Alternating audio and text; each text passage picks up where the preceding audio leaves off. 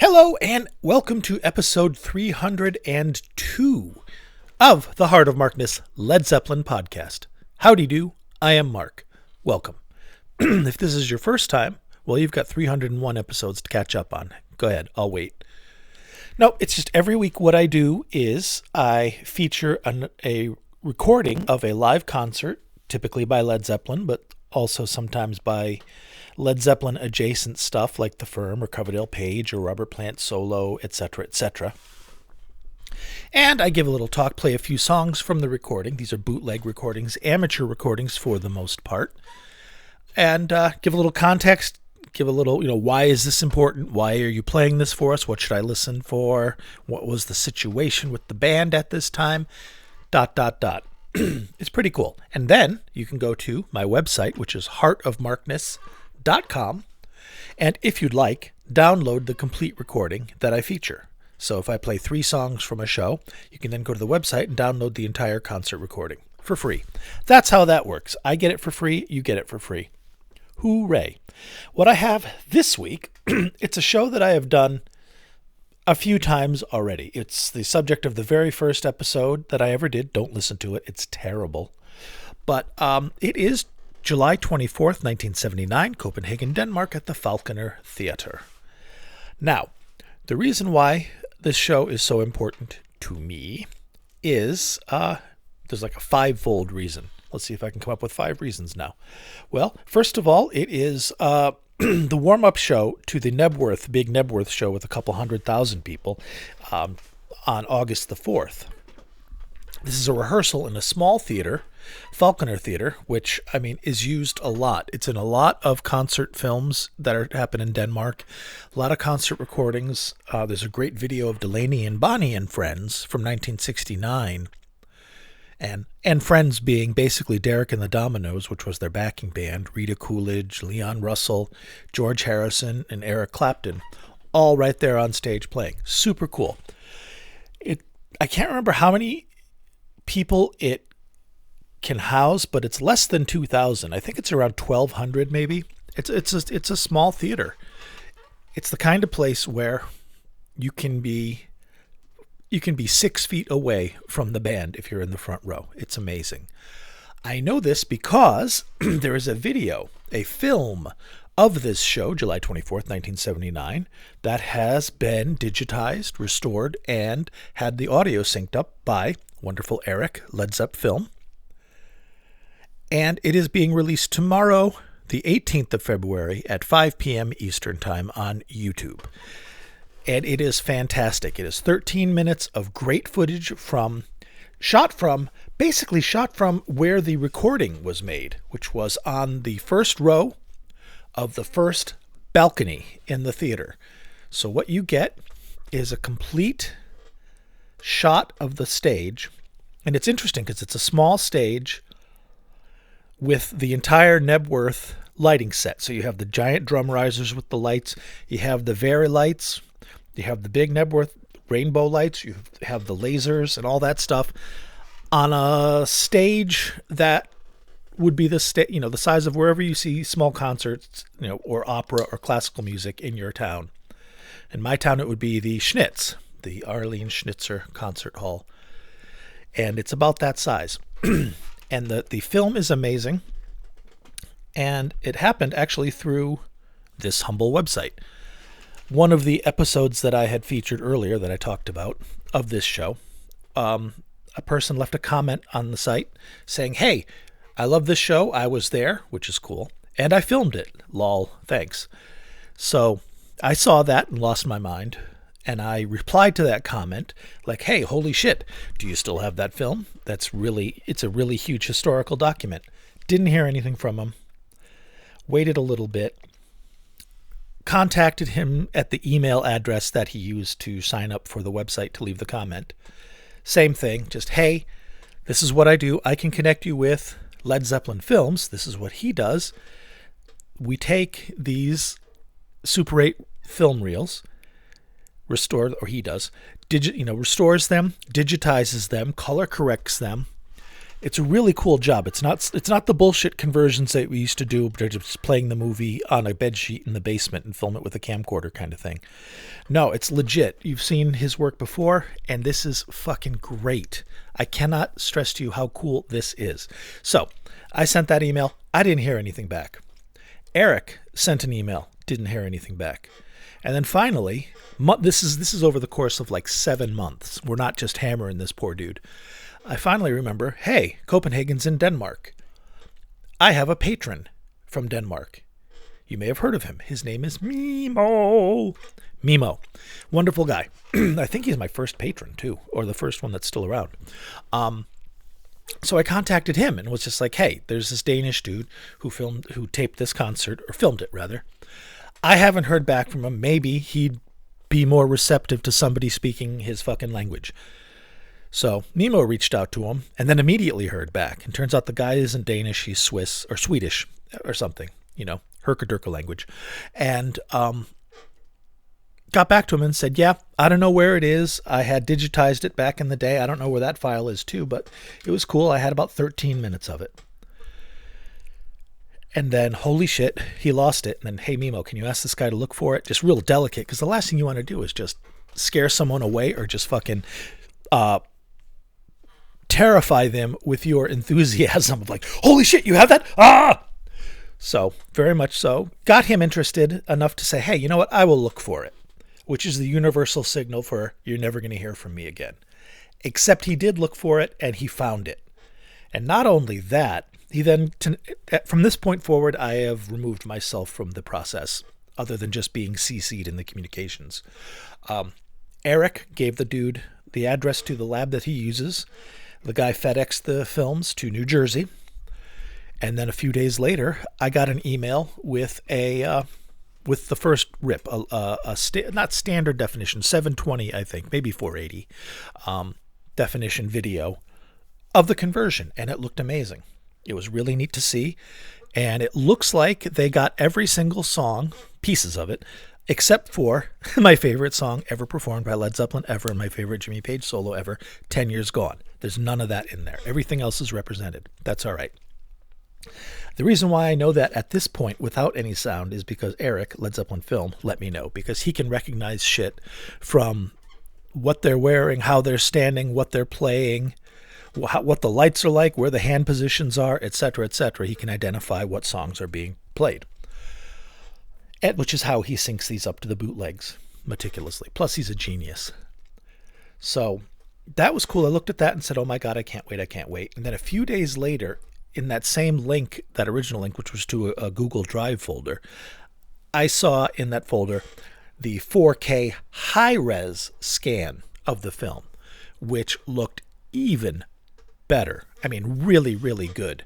It's a Super 8 film shot from the first balcony, so it captures the entire stage perfectly. But everybody else in the 4K scan is also represented wonderfully. You can see Jimmy in the cool outfit he's wearing. You can see Jonesy in his alembic bass and his t-shirt, and Bonzo playing, and it's just unbelievable. And tomorrow on the 18th at 5 p.m., the sync job that Eric has done will go live on his YouTube channel, Led Zeppelin Films. Find it, look at it.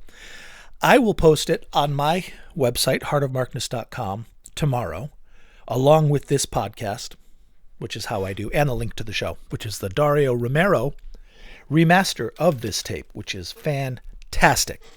This is big, because you see, I mean, they're so relaxed and chill. There's none of that weird nervousness.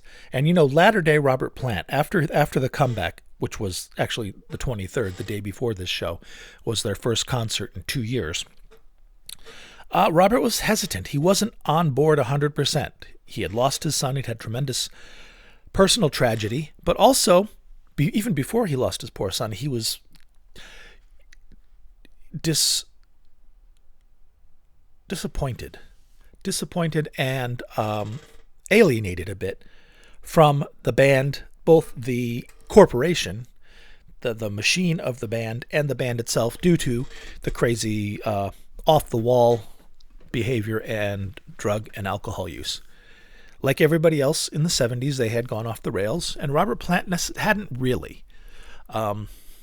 He never got in any trouble that I was aware of, and he saw that, his relationship with Jimmy was strange because Jimmy was fucking wasted, but also Peter Grant and Richard Cole and the management and the organization of Led Zeppelin was hampered as well.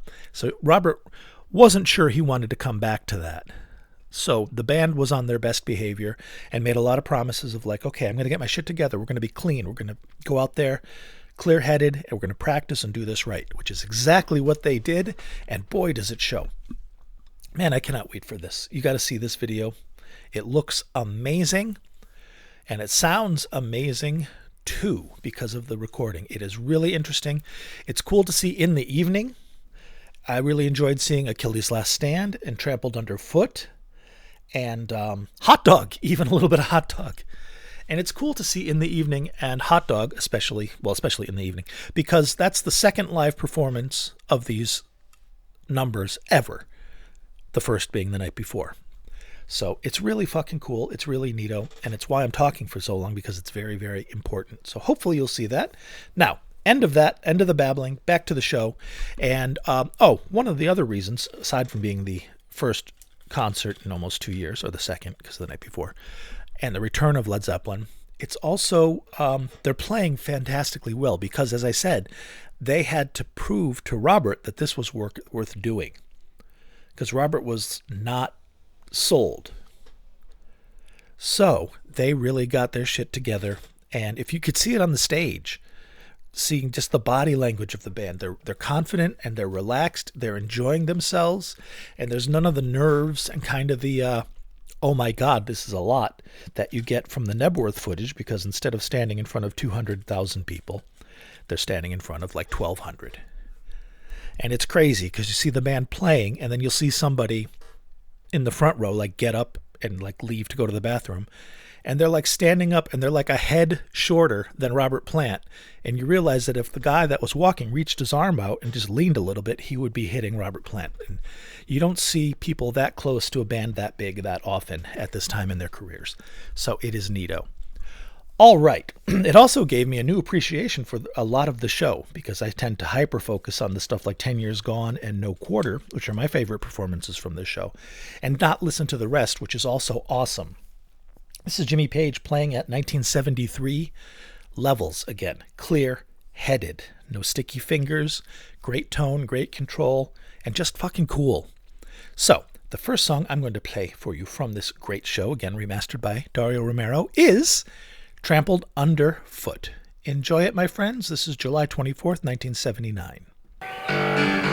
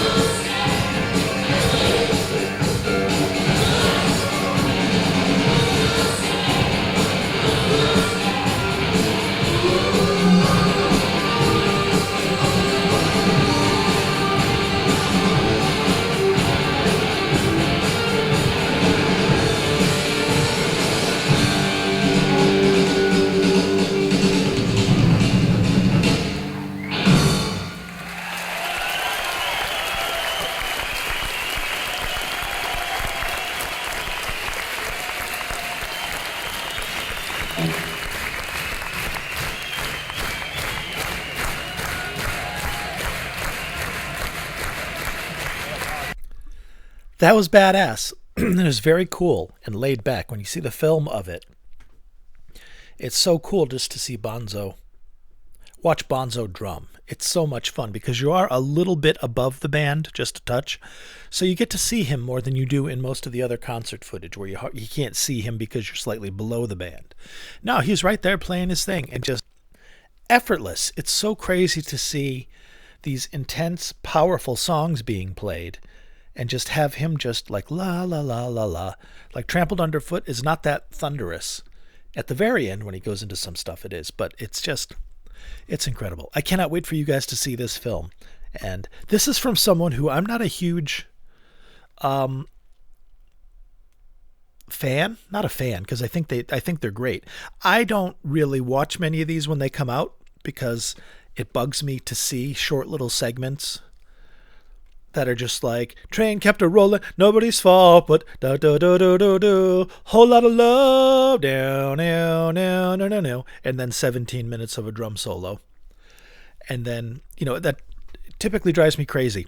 This one doesn't because I love the show and I'm emotionally invested in it, but it's also really enjoyable because it's a great visual because you get the whole stage, you get to see the Knebworth lighting setup in a theater that will hold 0.5% of the Knebworth audience. That's crazy cool. The laser pyramid looks cool. The laser violin bow looks super awesome because it's not from 10,000 miles away. It's from like 70 feet away, and it looks like he has a lightsaber. It is just badass. The whole thing is just amazing, and I hope you guys enjoy it. The next song I'm going to play for you now is, I mentioned it earlier, it is the second live performance ever of In the Evening. And I hope you enjoy it. I am not the world's largest fan of the Led Zeppelin version of this because it tends to sound a bit thin to these ears. But it does kick ass at Knebworth, and it does kick ass on a few of the shows in the 1980 tour. And it kicks ass here. So you can't watch it. You should listen to it, my friends, and watch it tomorrow. In the Evening, again, July 24th, 1979. And a little known fact for most casual fans, this song is played on a Stratocaster. Beautiful. The one he played also at Earl's Court. I think it's called Lake Placid Blue Stratocaster. But it's weird to see Jimmy playing a Strat. All right, here we go.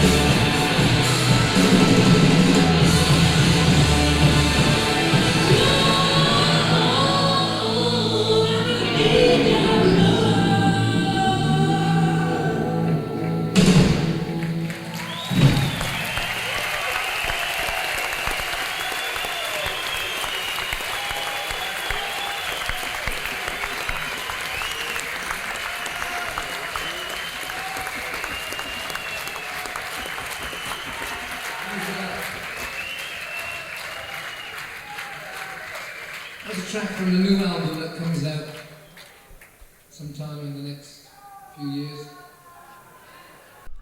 That was awesome.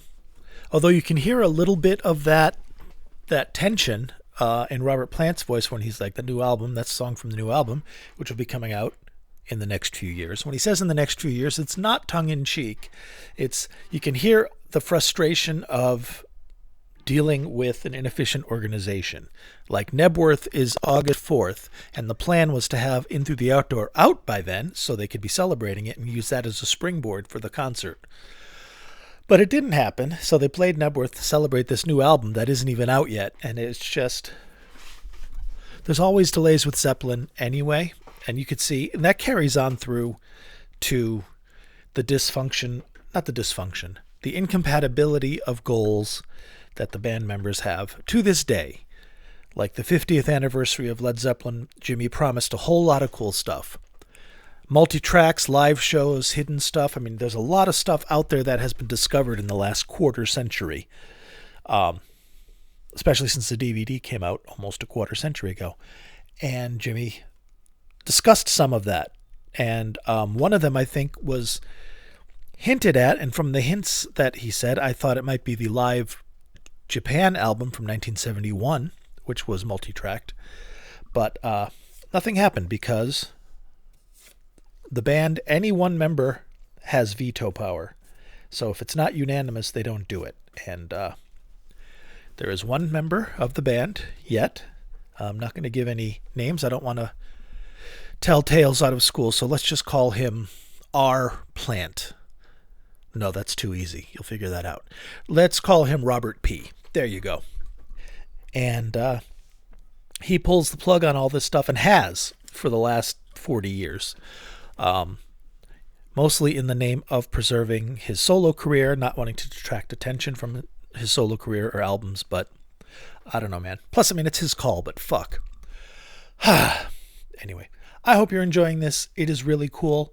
It's a fantastic show. Get this show. Like I mentioned, you can go to heartofmarkness.com, and there is a search function. If you're not listening to this, if this is not the newest episode, use the search function you can use. Look for the little eyeglass image, click that, and then you can search the website for any of the shows and find this, download it, own it, get it. Here is the set list that was played that night. They opened with Song Remains the Same, Into Celebration Day, played on the double neck, Black Dog with the Out on the Tiles intro, Nobody's Fault But Mine, Over the Hills and Far Away, which is badass, Misty Mountain Hop, Since I've Been Loving You, and this is still the latter day version of Since I've Been Loving You, not the Song Remains the Same version, that slower, kind of almost T for one style, but it's awesome.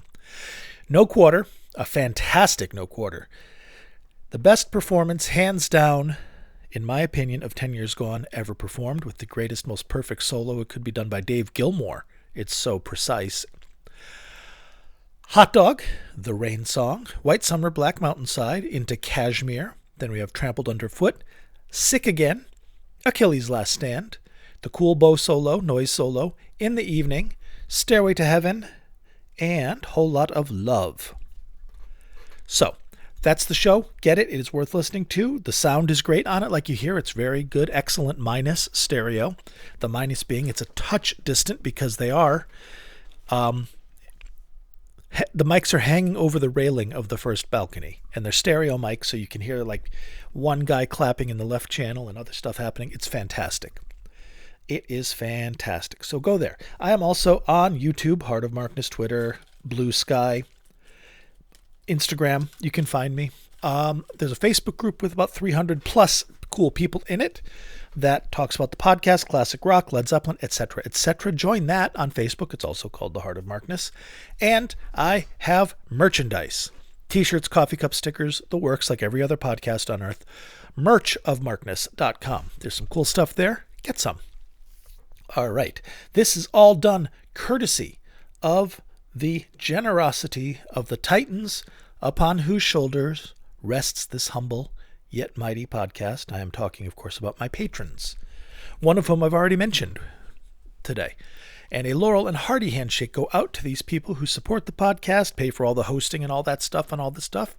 It runs up a little bit of a bill every month, and it's handled by these fine people. So a Laurel and Hardy handshake go out to Ryan and John and Gary and Keith and Tilda and Steve and George and Big Ed and Kenny and Picard and Wayne, Brad, Dan, Yell, Tracy, Other David, Supreme David, Bonzo, Billy, and the star of the show that I talked about earlier, a patron since January 31st, 2020, Mimo. Thank you, Mimo. You are the star of the show. Yay! Oh, page 2. Next, we have Black Dragon, Keld, Mario C., Lance, and Rob from Melbourne, Australia. Thank you, friends. Thank you for supporting me. If you are interested in that, they get their own podcasts every month, at least one, usually 2 or 3. I need to do another one, in fact, that nobody else gets. It can be more esoteric stuff. It could be just in addition stuff. It's new stuff. So it's cool. Take a look at patreon.com/heartofmarkness if you're interested in supporting the podcast. See if there's something there for you. Thank you, thank you, thank you. All right, back to the show. One more song for you, and it is Whole Lotta Love. Now, what is interesting about this is you're going to hear the Knebworth version of Whole Lotta Love, which is that new riff that they had. That ba da da da da da da da da da da da da da da da. And then Robert sings the original Willie Dixon lyrics to Who You Need Love. And they do it, and it's very, very cool, and it's very, very cool. And they go to the break, and then they come back, and they go right into the good old Whole Lotta Love. And what's crazy is you can hear the whole vibe of the band change. When they drop into good old-fashioned Whole Lotta Love, Bonzo's drumming changes. And not just the beat, because he's playing a different beat, but I mean the tone, the energy changes. He's playing... And Jimmy, too. They start playing like young Led Zeppelin. And it's a really neat change, and it's really, really competent and powerful, and I hope you guys dig it. Whole Lotta Love, folks, from one of the last great performances of Led Zeppelin. Enjoy.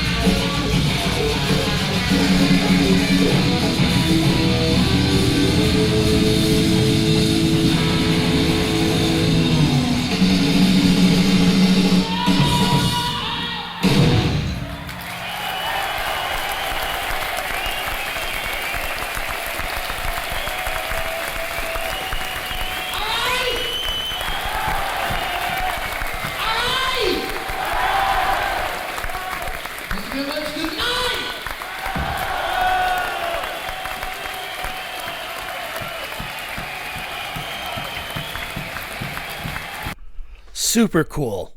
Such a unique vibe because of the venue.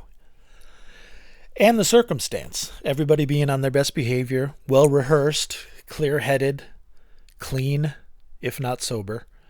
And now that didn't last past the first Knebworth show, because if you see the second Knebworth show, which is on the 11th of August, and compare it to either this concert or the Knebworth show on the 4th of August, you will see a night and day difference in the health and performance of one of the band members. So somebody fell off the wagon, probably out of enthusiasm and joy for everything having gone right. Ironically, it sucks. But this show is great. The video is great. Look at it tomorrow. It is a really neat one to see, to hear, and experience. I hope you enjoyed this, and I will be back next week with more stuff for you. Thank you very much. Please be good to yourselves and each other, and bye.